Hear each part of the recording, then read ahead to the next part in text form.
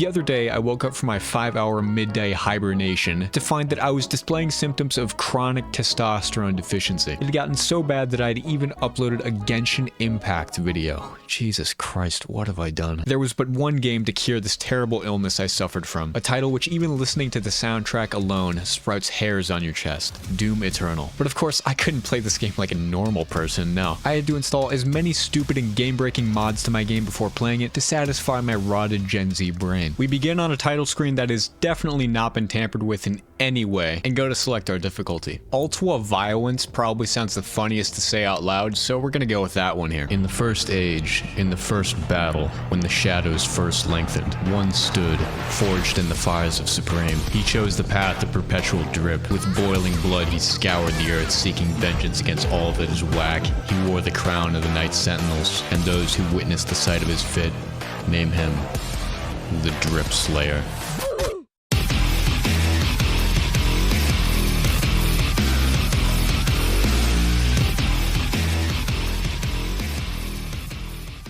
Quick thanks to all the Patreon supporters and their massive fucking penises. I love you guys.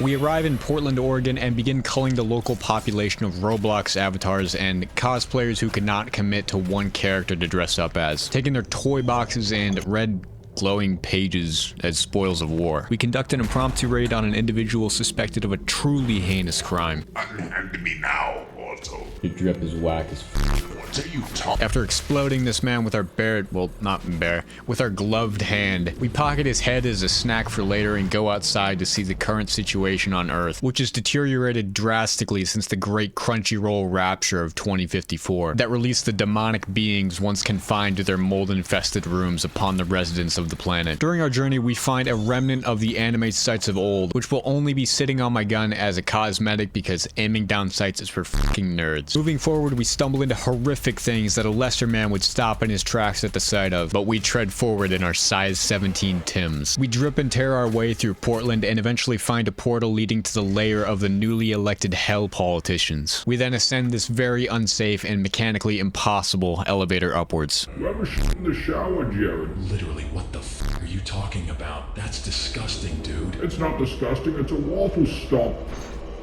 Boy, how did you get in here? This area is staff only. You need to leave.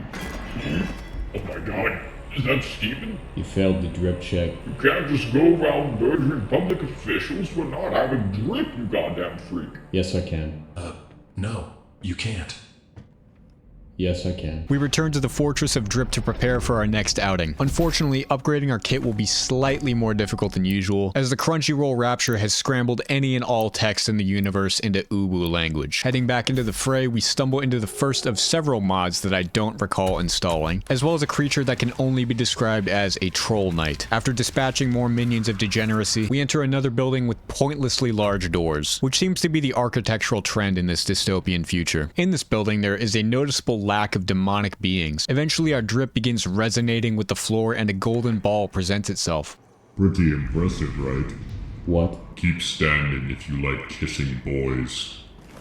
What you're holding is my right nut. I've had it frozen in a cryo chamber for decades in case of an emergency. Restore my jewel to its former glory and we may stand a chance against these creatures. What's in it for me? You won't be reduced to ashes by my in-home security system provided by SimpliSafe. For only 50 cents a day, you too can receive top-notch home security. We start our trek to deliver this man's missing testicle by entering a portal to hell, where we find the grotesque creatures from Rule 34 in horrifying reality. So strong. After cleansing the area of degens, we enter the abode of a potential ally. Stop. What are you doing here? Ah, so he sent you on the balls quest, huh? Alright, let me cuck your ball real quick then. Careful with this now. Epididymal hypertension is no joke. Yeah, thanks for the blue ball guy. Later. Oh, one more thing. take this garbage. I don't want it anymore. With a questionable power source and a piece of random trash, we return to the Fortress of Drip and restore power to the place. Even though these consoles and a portal to other dimensions were just working perfectly fine, I guess we just needed the extra boost of nuclear power to open these automatic doors back here. Heading into the next area, the first enemy in the level that we see is abnormally large and powerful. I'm sure that's not a sign of what's to come. We then go into the first big combat section where... I'm sure that was just a fluke. Let's try again.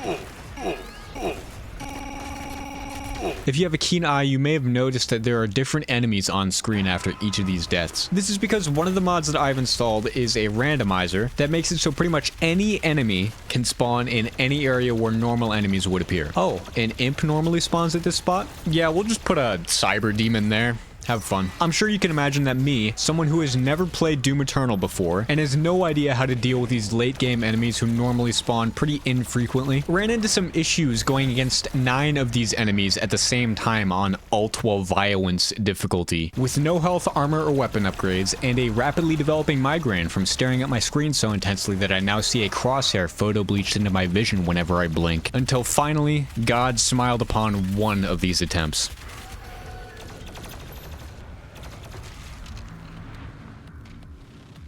Moving on to the next section, things did not get much easier since I was faced with this cyborg monstrosity who I've affectionately named F***shit. And no matter how many times I shot this man, he simply did not care about the unfathomable... Dude, I can't even say that word normally. Unfathomable. Hey, there you go. The unfathomable amount of lead being injected into his body. And the randomizer, for whatever reason, decided that F***shit over here was going to be the only enemy that always spawns in whenever I go back to a checkpoint. So he was always there to greet me after disemboweling me 3 seconds prior. Eventually, after about 34 attempts, I killed this motherfucker and punched his dick 7 times to get my frustration across to his unthinking, unfeeling mind. Afterwards, I activated this button and was introduced to a battalion of late game enemies in this confined ass space. Of course, I died immediately, and another part of me died when I respawned to find that has respawned and I had to do it all over again. I want to die. 47 attempts later, and I had one enemy left who was actively taunting me with his shield, and to my delight, id Software decided to bless this playthrough by crashing my game. I ended up spending another 2 hours throwing myself at this level with consistent crashes throughout, and after progressing about 2 checkpoints, I've determined that it would be in my best interest to disable this mod so this video can be finished in the next decade. Now, I could hear you bitching in the comments already. Listen, I draw the line when the game crashes after every checkpoint, pal. After disabling the mod, it was like I had just removed 300 pounds of weights from my body. I ruthlessly slaughtered every single enemy in this level and made sure to do finishers on all of them to inflict as much pain as possible for wasting 5 hours of my life for 2 measly checkpoints. Eventually, we take control of one of these creatures to retrieve a weapon to assist us on our journey, the highly coveted 24-barrel shotgun. While being able to dish out 24 shells of buckshot per trigger pull is undoubtedly metal as fuck, it is mildly annoying that I cannot see half of my screen while doing so. Using our newly acquired weapons that have undoubtedly put us on the ATF's radar, we hitch a ride on a train heading towards the next demon politician's office. After exterminating the initial security detail, we head into a hologram room that's displaying a... Oh no. We experienced some janky platforming glitches, but fortunately no signs of shit are to be seen as of yet. Throughout the level, we witnessed a demon be assembled into the most abominable Lego set in history, and eventually we are faced with the one and only shit as a boss fight. And now, because I wasn't fighting in a narrow hallway with toothpicks and spitballs for weaponry, I folded this asshole in 0 seconds flat and had a fun game of whack-a-mole as the cherry on top of this revenge plot. Afterwards, we jump down this hole where we find 2 more shits, which I eviscerated with glee. No amount of blood will ever make up for what happened at the cultist base. With his bodyguard's skulls caved in, the second walking MacGuffin has nowhere else to hide. You need serious help, you know that? It's time for your drip check. You Zoomers really need to stop making up words and start getting actual jokes. With the second politician down, who's for legal reasons not representative of any real person in office, we are one step closer to the commander of this unprecedented degenerate invasion of Earth. We return to the Fortress of Drip and are welcomed by our power system being hijacked by Hologram Woman. When the Simply Safe is simply to save, for only 50 cents a day you two can have... We head downstairs to hit the box, and to my surprise, we pull a ray gun on the first try. I decide to test out our newly acquired weaponry by going on a side quest in Detroit, which has been faithfully recreated in this game to represent the real city as accurately as possible. Our ray gun proves to be very effective against the looters and crack demons that roam the streets. We find a massive heart inside this building, which for whatever reason has teeth. The local ecosystem seems to have adapted to the rampant gang violence and pollution in some unusual ways. Of course, we smush it, and in return, we get rid of one of the many fleshy amalgamations in this city. Returning to our base, we get a briefing for our next objective: find Samuel. We double time it to the portal leading to where Samuel's being held. On our search, we find a base being violated by two gargantuan hentai tentacles. So of course, we look for the biggest guns we could find, glitch through the floor, and be forced to load a checkpoint, then annihilate them before they manage to do anything not safe for work. Heading up this elevator, we find the last bastion of humanity taking refuge inside this secure base. Turn it off, Megan. Turn it off. Hey, how you doing, man? Are you one of the transfers from another building? If so, how was the walk over? Hey, I wouldn't touch that. We already had a couple interns lose some fingers putting it there.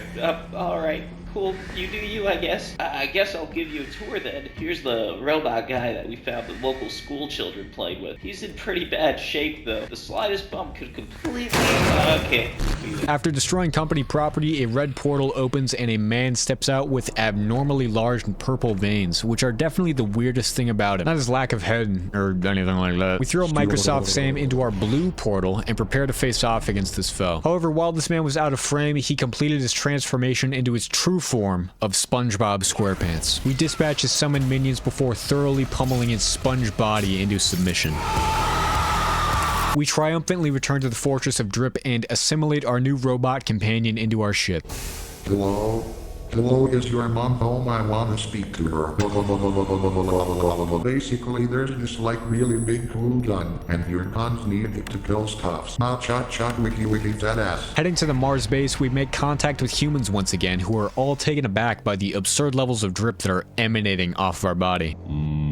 Red. After stealing from these people for the third time, we set our sights higher to the huge gun outside. Without it, these people would surely be left defenseless against the forces of degeneracy. But is a man truly a man if he is not constantly trying to acquire a larger gun than the previous? No, he's not. Think we're ever gonna get a lunch break or something? Don't know. I'm popping a turtle head right now, though.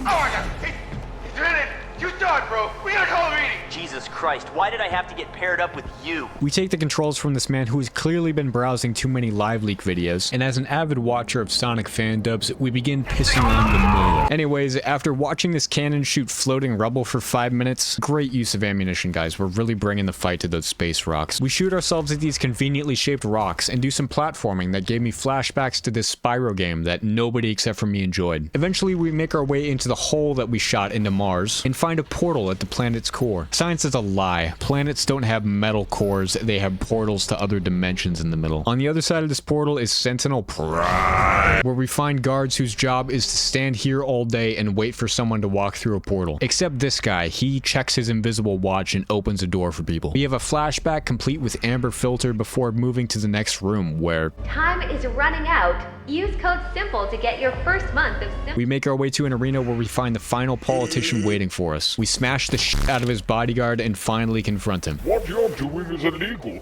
You're tampering with forces you can't...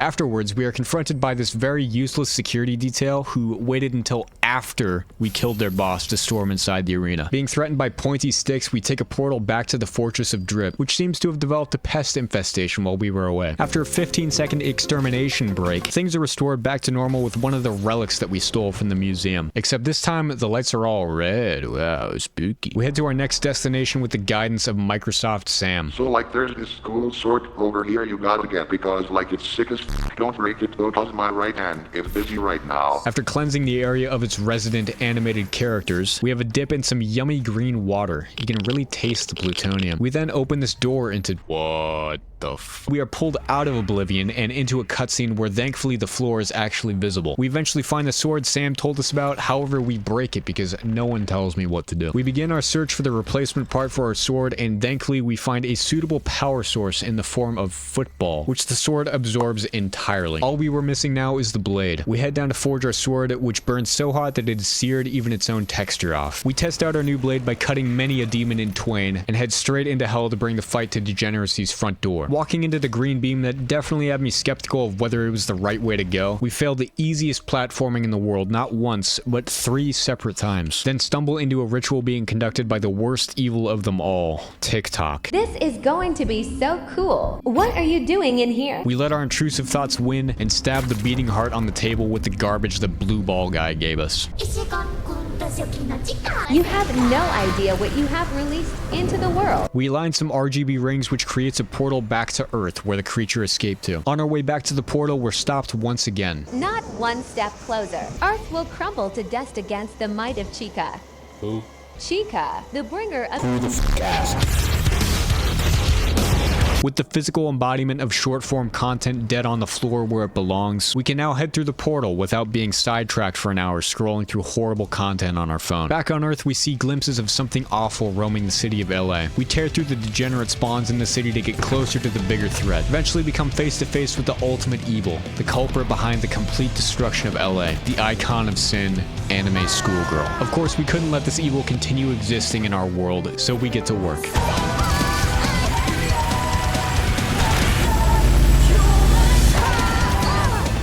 With its outer shell destroyed, it shuffles away in fear, but we use our nether highway to intercept this monster.